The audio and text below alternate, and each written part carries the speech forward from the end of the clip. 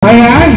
So para lamang po sa kaalaman ng ating mga taga-barangay, pipili po ng magtatanong yung ating mga kandidata. 1 to 7 po ito.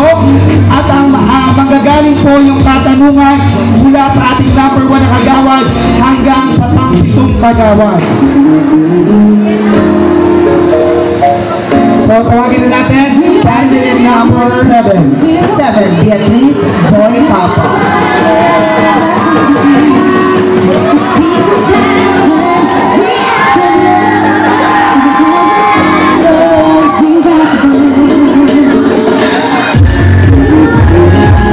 Waiting here, blue, royal blue gown, candidate number 7. Number 2, Kagawad Tata Lodopica. Okay. Mabili na lang. Hindi ko mabasa. Mabili. Yan, ilaw. Okay. Question number 2. Ito po ang inyong question. There's a group of people who does not support the concept of beauty contests. What would you do? Tell them. Thank you for that wonderful question. If I were to ask, what would I do to the people that do not support beauty pageant and does not think that beauty pageant is not relevant? My answer for that is, this is the platform where women or everyone can talk about issues, their platform, their advocacies, their motivation, their inspiration that they can tell to others. And I believe that joining a pageant is influential because you can educate people and inspire and motivate them. And I thank you. And that is candidate number 7. Beatrice Joy Papa. Thank you so much. You can now rest backstage. Next is candidate number 2, Marion Jane Padernal. So candidate number 7, pwede ka na bumalik sa backstage. Pwede ka na bumalik sa backstage para kapagpahinga.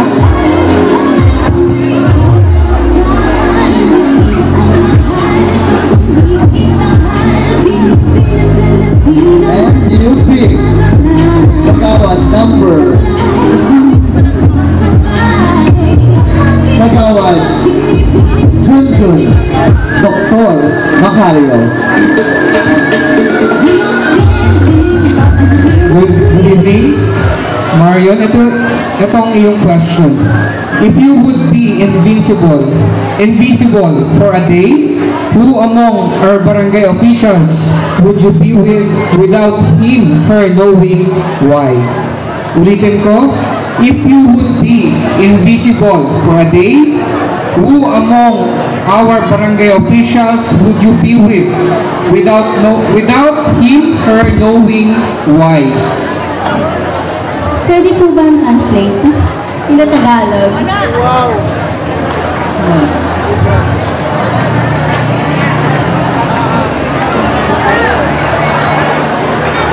Inuulit ko po, huwag po muna tayong malingay hanggat hindi pa po tapos sumagot ang ating kandidata.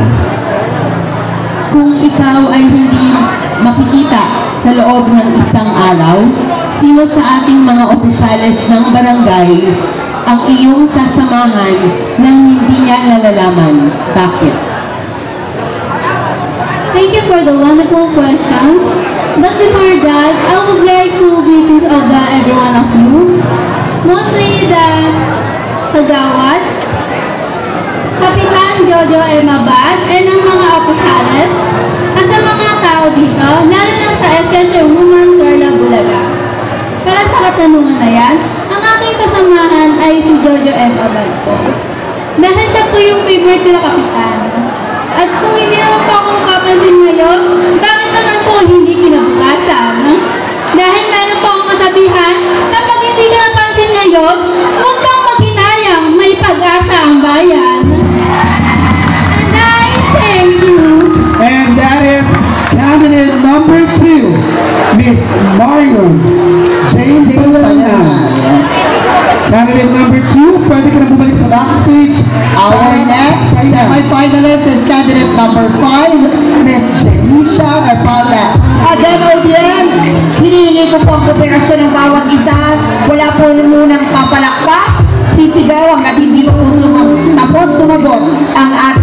kandidata.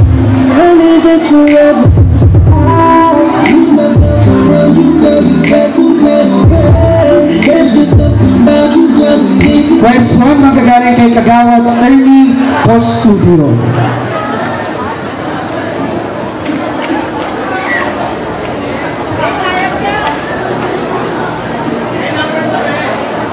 Candidate number 5. Number 3 po, Kagawad Attorney Costudio. Ito na. Candidate number 5. Candidate number 5, good luck. And congratulations. Question number 3. Who among our barangay official would you want to have a date with? Why? Where will you go? Oh, ulitin ko ulit. Gusto mo stress date kami. Abali ko lang po. Oh, who among our barangay official would you want to have a date with? Why? Where will you go? The date.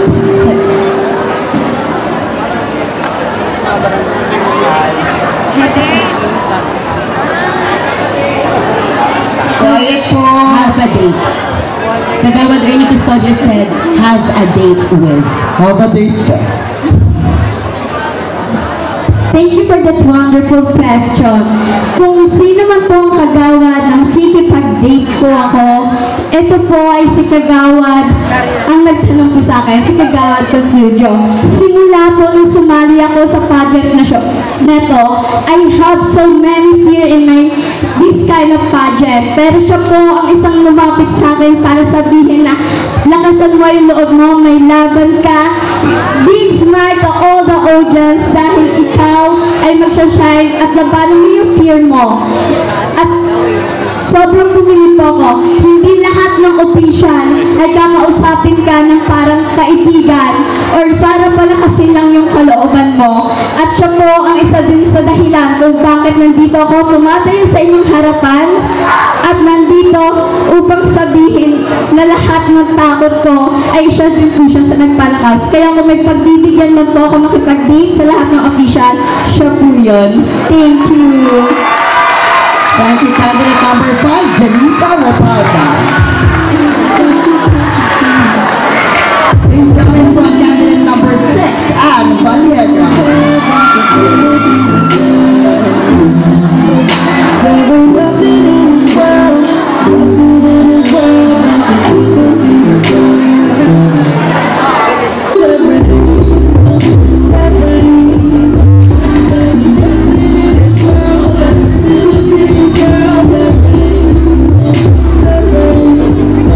Magagaling yung katanungan sa ating number 1 na Kagawad, Kagawad Frankie De La Rosa. Okay, kumusta ka? It's kind of nerve-wracking moment, but we'll see you when we get there. Relax ka lang. Intindihin mo mabuti yung aking katanungan. At ang katanungan ko, ilaw please. Hindi ko Ilaw daw mabasa. po. Okay, which of the two would you better appreciate?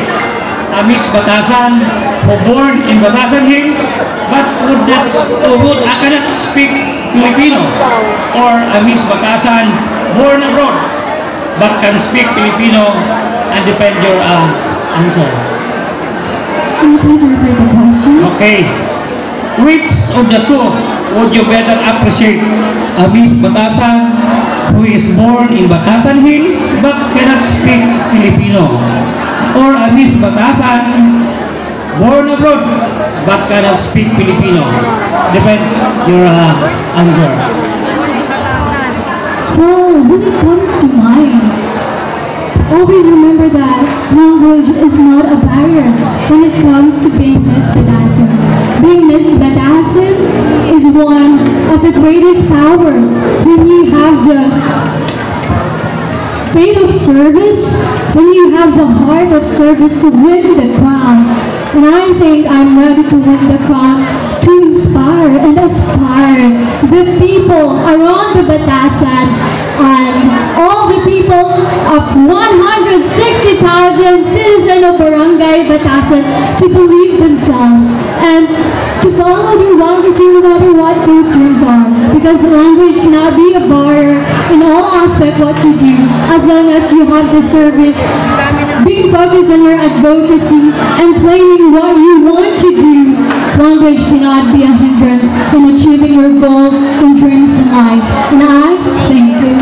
That's candidate number 6, Ann Valiega. Let's proceed to candidate number 3, Alexandra Nicole Gonzaga.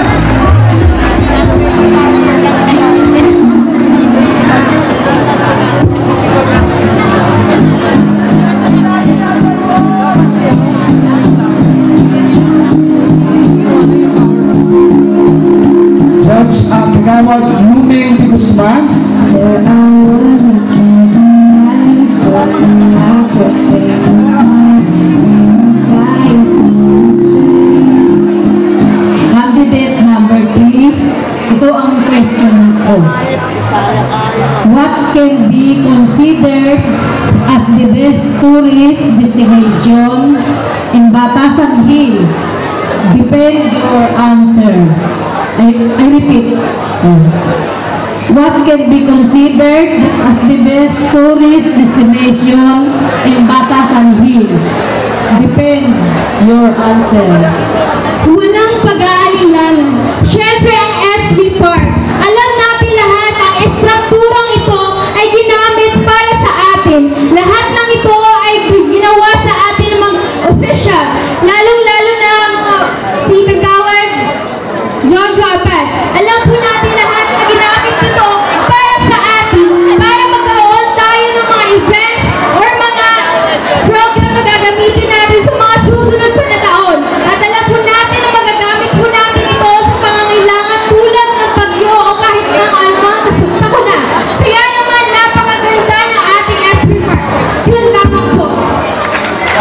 Thank you so much, candidate number 3, Alexandra Nicole Gonzaga. It is very hard for you to answer questions, lalo na pag nandyan ka sa stage. Pressure po. Kaya pakiusap po, wag na lang po tayo mag-react.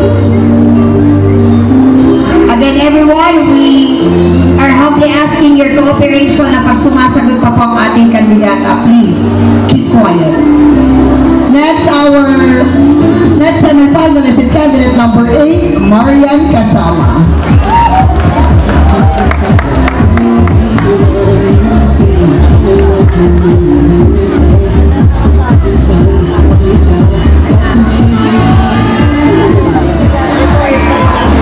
Kagawad Jerwin Santos.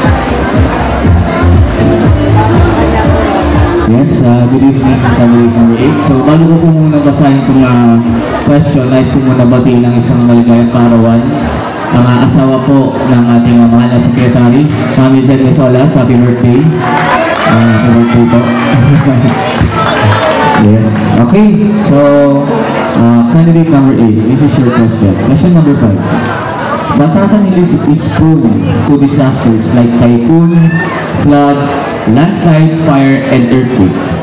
In a scale of 1 to 10, with 10 being the highest, how prepared is Batasan Hills in responding to these disasters? Defend your answer. I repeat. Batasan Hills is prone to disasters like typhoon, flood, landslide, fire, and earthquake. In a scale of 1 to 10, with 10 being the highest, how prepared is Batasan Hills in responding to these disasters? Defend your answer.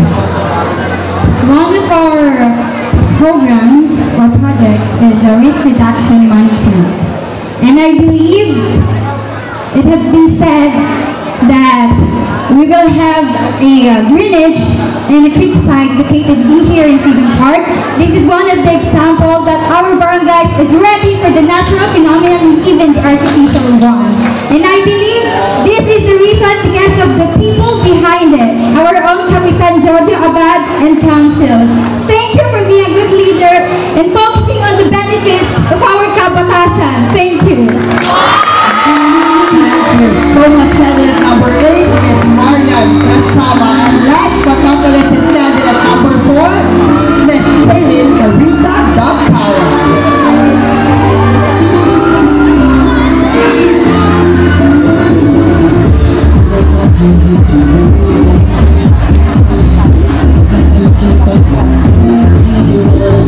Kagawad Palicar Manguni.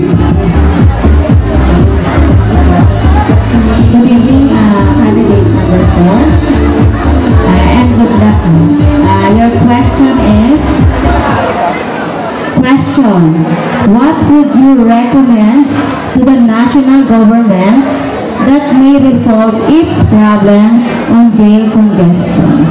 Again, what would you recommend to the national government that may resolve its problem on jail congestion? Good evening po. Pwede pong pakitagalog para po maintindihan ng ibang manonood.